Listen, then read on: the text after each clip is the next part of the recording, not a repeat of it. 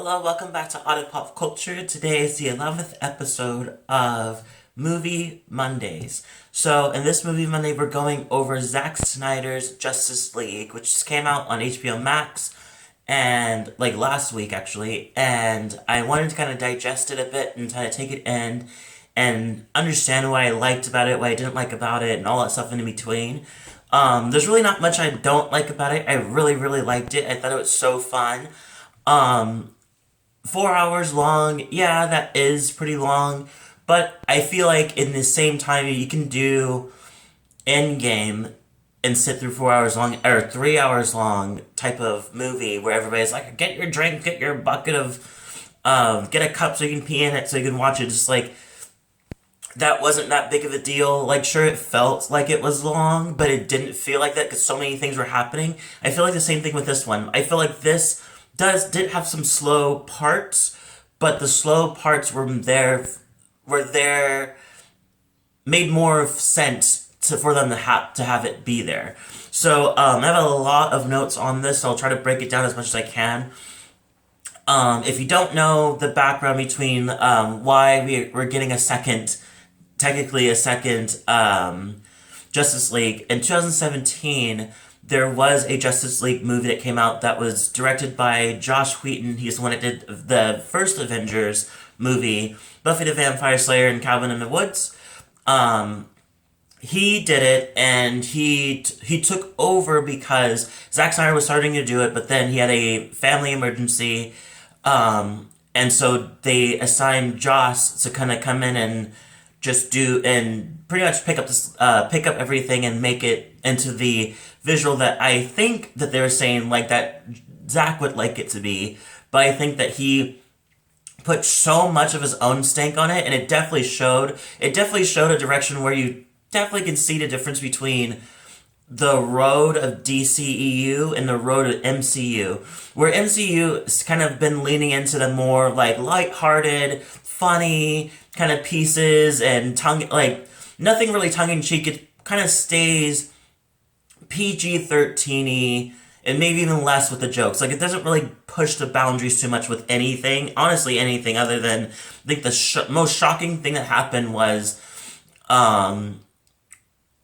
Thanos' neck getting cut off by Thor. Like, that was the biggest thing. I was like, whoa, that was pretty intense. But the rest of the times, like, there's nothing really boundary pushing that really happens in the MCU.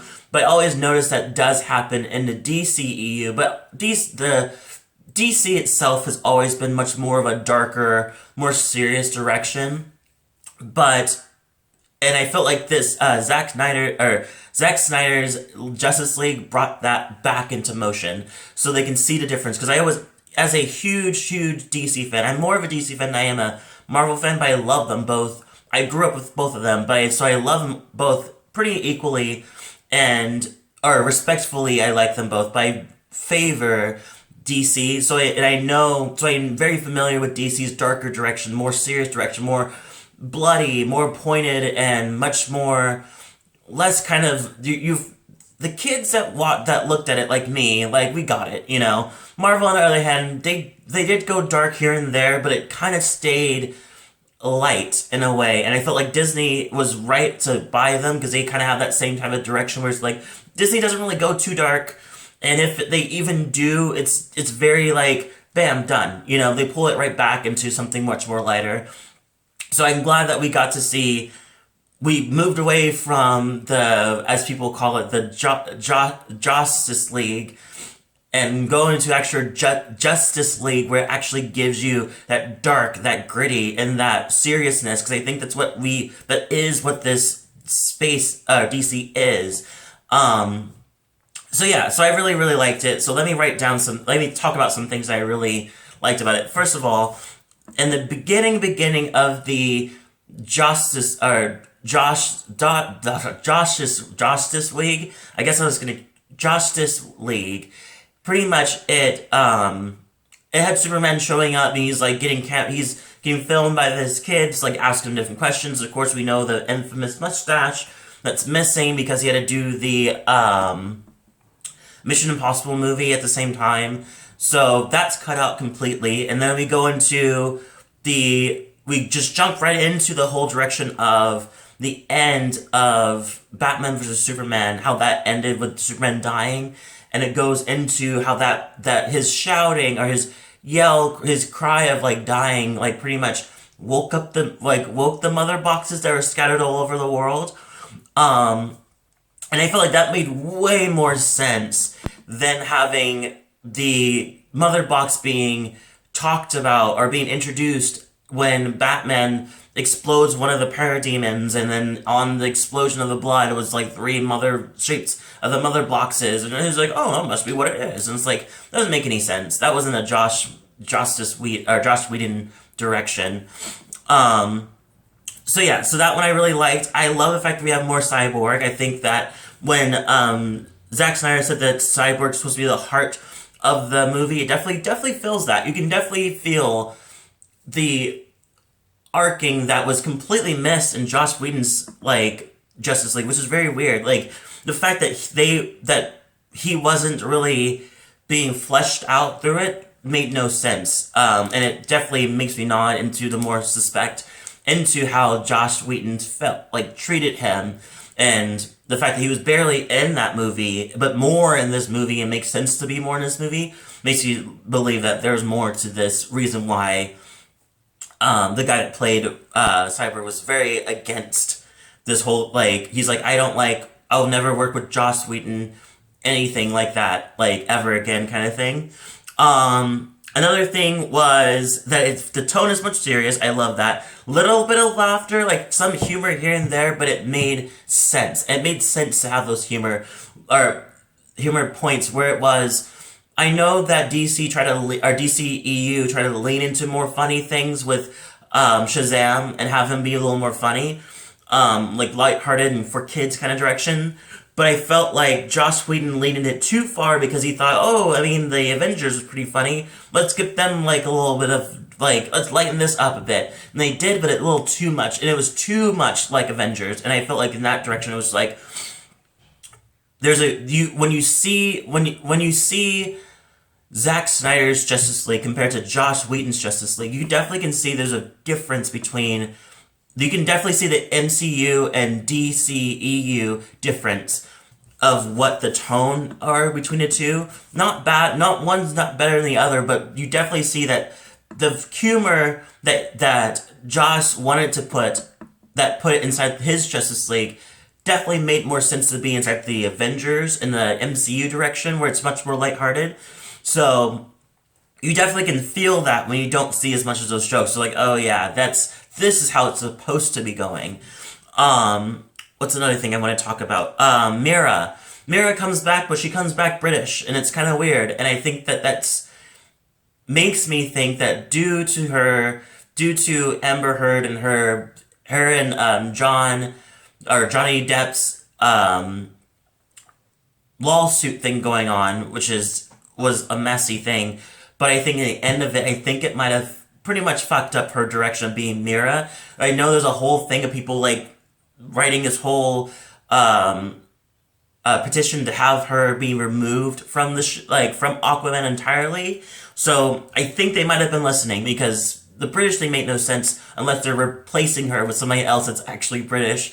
So it seeps nicely with whenever Aquaman 2 comes out. Steppenwolf has a great upgrade. He's like, has more metal. He has kind of like a metal, like, moving, like, armor that goes on. He's not, like, desperate he doesn't have this weird kind of feel towards the mother boxes. There's an actual reason why he's doing stuff. He's a fell general towards Darkseid, and the only way to prove himself is to destroy these millions of worlds. And Earth is one of the ones he had to do, and he's starting to kind of lose it because he's collecting the boxes, but things are happening around him that's not making it easier. And due to time, if you're talking to Desard, or I can't remember one of the guy's names, that was part of one of Darkseid's henchmen, pretty much like the way he keeps talking to him through this like kind of metal thing as he talks about his progress, is how he's going, and he's like, the guy is not convinced. He's like, okay, well, let's see when you get the second one. Well, let's see when you get the third one. Okay, I guess, Like, they're completely not really putting too much, like, faith in this guy. It almost seems like it's like an errand run for them to like just do something with yourself. You're not gonna do this, but you're not gonna succeed in this, but at least you're not in our space, you know. So yeah, I love the fact that the scene where they show, well, in Josh Whedon's direction, it was Steppenwolf coming to Earth the first time, and he's like taking over and trying to like fight off the gods and the Amazons and the Atlanteans in the beginning, but loses and gets pulled back into the ship and they fly away. Actually, that's Darkseid in this one that does it, and it really gets very gory, very quick, and it gets like he tries to form together the mother boxes but never succeeds. I love the fact that it was longer. I also love the fact that the the Amazons when they were escaping I can't talk today. Steppenwolf, that scene was much longer too, with them kind of doing like past the baton but past the mother box.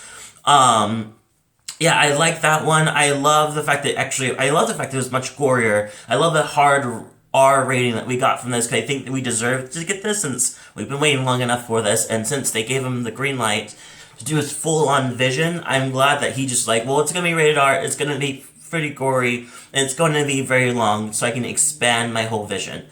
I love that. I love Martian Manhunter being shown up. I know it was supposed to be Jon Stewart for the... Not Jon Stewart. Was it Jon Stewart? For the Green Lantern that was supposed to show up instead of him, but apparently Warner Bros. Wasn't doing that because they already have a Lanterns Corp coming through as a series on HBO Max, so they want to have space for that guy to introduce into that direction.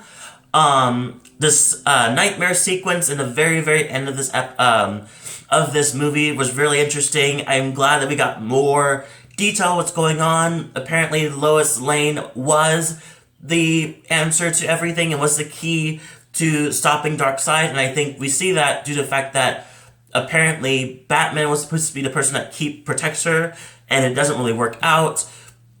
So Superman sees her dead corpse and ends up kind of getting controlled over by Darkseid, and shit just goes crazy. So now they're just left with Batman, Mira, Joker, Cyborg, Deathstroke, and the Flash are the only people left over on the team to stop Superman and Darkseid. Another thing I really liked was that Adam...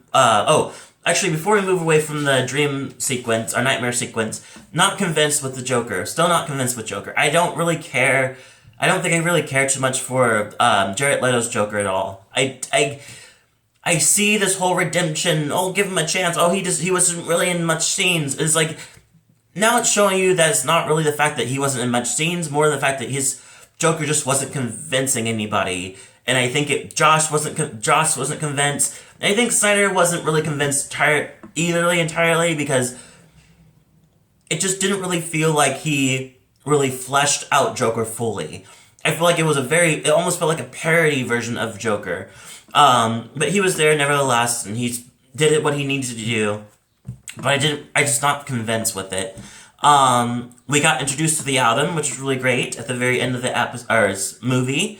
The Flash actually saves everybody, and I love how everybody has their individual spot to save that comes in the right moment. Flash has to go backwards in time just for a couple of minutes. So before the mother boxes were formed, and there was like a boom tube of Darkseid getting ready to take over the Earth, he rewinds everything just a couple of minutes back before the boxes merge, so that he can help Cyborg and Superman like divide them, and it works, and it's very interesting. What's another thing I want to talk about? Some of the trailer inside the 2017 trailer, or scenes in his 2017 trailer, were inside this actual movie, but not in Joss Whedon's trailer or movie, which makes no sense. You would think that if I'm going to take it over and throw my own stink on it, at least let me give them the stuff that happened in the trailer. And it just, all of them happened here, so it made more sense. But it didn't happen in the Joss Whedon one, which was completely ridiculous.